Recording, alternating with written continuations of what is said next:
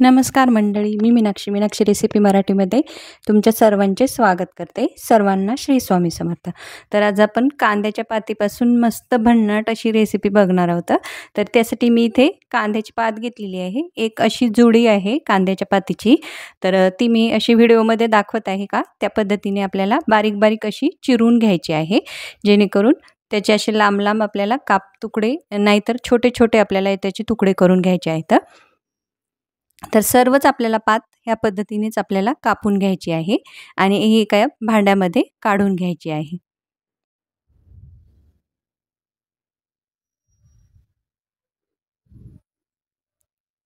एकदम अशी बारीक बारीक आपल्याला ही पात चिरून घ्यायची आहे. तर पातीमध्ये बराच ओलावा असतो, तर त्यासाठी आपल्याला पाण्याचं प्रमाण सुद्धा या रेसिपीला खूप अगदी कमीच लागणार आहे. तर त्यासाठी आपल्याला अशी बारीक बारीक पात चिरून घ्यायची आहे. तर तुम्ही कधीही अशी कांद्याच्या पातीची रेसिपी केलेली आहे का, मला कमेंटमध्ये नक्की कळवा.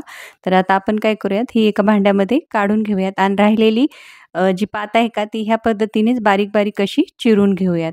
तर बघू शकता एकदम बारीक बारीक अशी ही मी पात चिरून घेतलेली आहे. तर काही सुके मसाले घ्यायचे आहेत. लाल तिखट 1 चमचाभर, हळद पावडर एक अर्धा चमचा मी इथे धने जिरे पावडर घेतलेले आहे आणि 7-8 लसणाच्या पाकळ्या ठेचून घेतलेल्या आहेत. चवीनुसार मीठ घेतलेलं आहे आणि थोडासा अर्धा चमचा गरम मसाला घेतलेला आहे. सर्व जिन्नस अगोदर आपल्याला असे हाताने व्यवस्थित असे मिक्स करून घ्यायचे आहेत, जेणेकरून जे मसाले आहेत का ते व्यवस्थित असे पातीत मिसळले गेले पाहिजेत. आता इथे मी 2 मोठे चमचे तांदळाचं पीठ घेतलेलं आहे. तर त्याने काय होईल, एकदम कुरकुरीतपणा येईल आपल्या ज्या रेसिपीला. तर आता इथे मी पुन्हा मोठे 2 चमचे बेसन पीठ घेतलेलं आहे. तर बेसन पीठ तुम्हाला थोडंसं लागलं तर आणखीन तुम्ही घेऊ शकता. आणि पाण्याचा बघू शकता, अगदी मी 2 चमचे इथे पाण्याचा वापर केलेला आहे. अगदी तेवढंच पाणी आपल्याला पुरेसं आहे, कारण पातीमध्ये भरपूर पाण्याचं प्रमाण असतं. त्यामुळे अगोदर आपल्याला पीठ जे आहे का ते व्यवस्थित असं पातीमध्ये मिक्स करून घ्यायचं आहे आणि नंतर अगदी थोडंसंच पाणी घालून याचा घट्टसर असा गोळा बनवून घ्यायचा आहे. तर तुम्हाला वाटलंच तर 1 चमचा तुम्ही बेसन पीठ आणखी घेऊ शकता. मला हे बेसन पीठ पुरेसं झालेलं आहे. आता थोडंसं तेल घेऊयात आणि याला व्यवस्थित एकदा त्याचा गोळा करून घेऊयात, मळून घेऊयात छानपैकी. तर या रेसिपीला 1 चमचा पिठाचं प्रमाण कमी जास्त होऊ शकतं. तर बघू शकता गोळे बनत आहेत. तर आता आपण स्वच्छ हात धुवून घेऊयात आणि हाताला तेल लावून घेऊयात आणि याचे छोटे छोटे असे गोळे तयार करून घेऊयात. तर तुम्हाला लांबट किंवा गोल जसे गोळे आकार जसा आकार हवा आहे का तसा करून घ्या. तर मी असे लांबट आकाराचे गोळे तयार करून घेतलेले आहेत. सर्वच गोळे आपल्याला ह्या पद्धतीने बनवून घ्यायचे आहेत.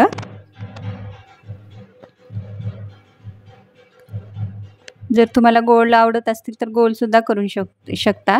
तर मस्त असे आपले हे कांद्याच्या पातीचे कोफ्ते तयार आहेत. एकदम भन्नाट चवीला लागतात.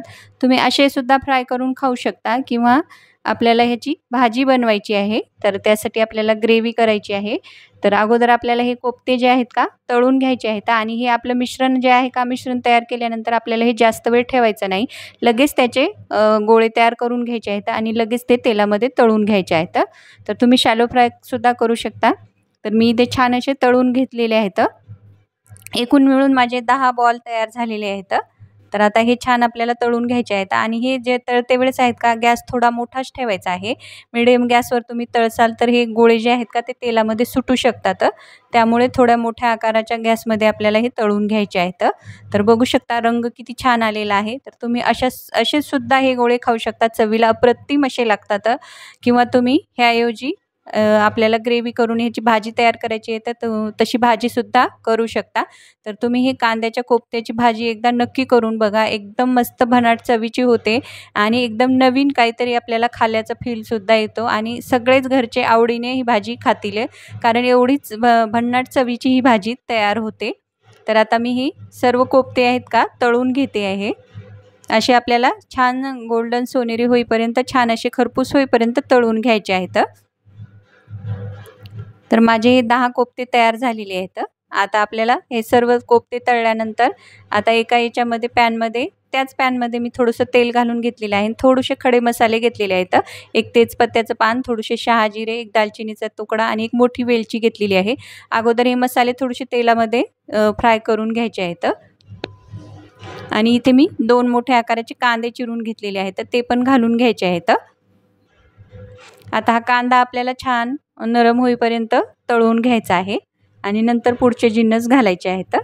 तर बघू शकता कांदा थोडासा आपला नरम झालेला आहे. तर आता त्याच्यामध्ये मी इथे मोठे 2 चमचे खोबरं घेतलेलं आहे. सुकं खोबरं आहे तर किसून घेतलेलं आहे किसणीने आणि आता ते घालून घ्यायचं आहे. ते खोबरं पण आपल्याला छान थोडंसं त्याचा रंग बदलेपर्यंत भाजून घ्यायचं आहे. तुम्ही वेगळं सुद्धा भाजून घेऊ शकता. तर पण मी ह्याच्यामध्येच भाजून घेत आहे. आता खोबऱ्याचा रंग बघू शकता बदललेला आहे. तर मी इथे 1 चमचाभर तीळ घेतलेले आहेत. तर इथे तीळ पण आपल्याला छान खरपूस होईपर्यंत भाजून घ्यायचे आहे. त्याचं एक छान असं वाटण तयार करून घ्यायचं आहे. आणि कोफ्ते बघू शकता रंग तुम्ही आणि एकदम मस्त असे कुरकुरीत हे कोफ्ते तयार होतात. तर आता आपली भाजीची तयारी करून घेऊयात. तर कढईमध्ये तेल टाकून घेतलेले आहे. त्याच्यामध्ये मोहरी जिरं घालून घ्यायचे आहेत. इथे 7-8 लसणाच्या पाकळ्या मी ठेचून घेतलेल्या आहेत. त्या घालून घ्यायच्या आहेत. आपल्याला छान असा हा लसूण परतवून घ्यायचा आहे. आणि नंतर आपण जे वाटण तयार करून घेतलेलं आहे का ते टाकून घ्यायचं आहे. तर मी थोडंसं पाणी घालून हे बारीक असं वाटण तयार करून घेतलेलं आहे. तर बघू शकता वाटण मस्त असं आपलं तयार झालेलं आहे. आता हे वाटण छान आपल्याला परतवून घ्यायचं आहे. आता वाटण छान परतल्यानंतर मी इथे एका मोठ्या टोमॅटोची प्युरी तयार करून घेतलेली आहे ती घालून घ्यायची आहे आणि याला पण छान असं परतवून घ्यायचं आहे. जेणेकरून जी प्युरी आहे का त्याचा कच्चेपणा दूर झाला पाहिजे आणि छान अशी आपली प्युरी तेलामध्ये मिक्स झाली पाहिजे मसाल्यामध्ये. तर आता सुके मसाले घालून घेऊयात. 1 मोठा चमचा मी लाल तिखट घातलेला आहे. अर्धा चमचा मी इथे कांदा लसूण मसाला, पाव टीस्पून हळद पावडर घातलेली आहे. आता हे सर्व जिन्नस व्यवस्थित असे मिक्स करून घेऊयात. आता याला छान तेल सुटेपर्यंत आपल्याला हे मसाले जे आहेत का परतवून घ्यायचे आहेत. तर बघू शकता मसाल्याला छान तेल सुटलेलं आहे. थोडंसं पाणी टाकून घेऊयात जेणेकरून मसाले जळणार नाहीत. आणि रंग बघू शकता तुम्ही ग्रेव्हीचा किती मस्त असा आलेला आहे. एकदम असा लाल असा आपला हा रंग दिसतोय. एकदम भन्नाट चवीची ही भाजी तयार होती. तुम्ही या पद्धतीची भाजी एक वेळेस नक्की करून बघा आणि सगळ्यांना घरातल्यांना आवडेल ही माझी गॅरंटी आहे. तुम्ही ह्या पद्धतीची नक्की करून बघा. अर्धा चमचा गरम मसाला घालून घ्यायचा आहे आणि गरम मसाला ह्याच्यामध्ये मिक्स करून घ्यायचा आहे आणि आपल्याला ह्याच्यामध्ये ग्रेव्हीमध्ये गरमच पाणी घालायचं आहे. तर मी इथे पाणी गरम करून घेतलेलं आहे. ते पाणी ह्याच्यामध्ये ओतून घ्यायचं आहे. तुम्हाला जेवढी घट्ट पातळ ग्रेव्ही हवी आहे का तेवढी तुम्ही ह्याच्यामध्ये घालून घेऊ शकता पाणी. तर मी ह्या पद्धतीचं करून घेतलेलं आहे. आणखी थोडंसं मी ह्याच्यामध्ये पाणी घालून घेते कारण थंड झाल्यानंतर ही ग्रेव्ही आणखी थोडीशी दाटसर होते. आता चवीनुसार मीठ घालून घ्यायचं आहे आणि ग्रेव्हीला छान अशी उकळी आलेली आहे.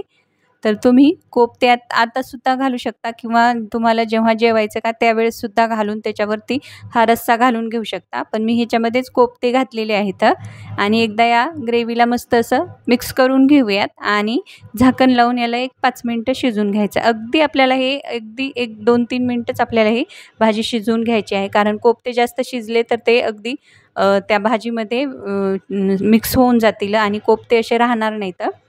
तर बघू शकता कोफ्ते तुम्ही जशास तसे कोफ्ते आहेत. अगदी मी 2 ते 3 मिनटंच ही भाजी शिजवून घेतलेली आहे. रंग बघू शकता भाजीचा किती भन्नाट असा आलेला आहे. तर ह्या चवीची तुम्ही एकदा नक्की करून बघा. माझी गॅरंटी आहे की सर्वांनाच ही भाजी नक्की आवडेल आणि तुम्हाला ही आजची रेसिपी कशी वाटली ते पण मला कमेंटमध्ये नक्की कळवा आणि तुमच्या मित्रमैत्रिणींसोबत हा व्हिडिओ जास्तीत जास्त शेअर करा. व्हिडिओला लाईक करा, शेअर करा, चॅनलला सबस्क्राईब करा. धन्यवाद.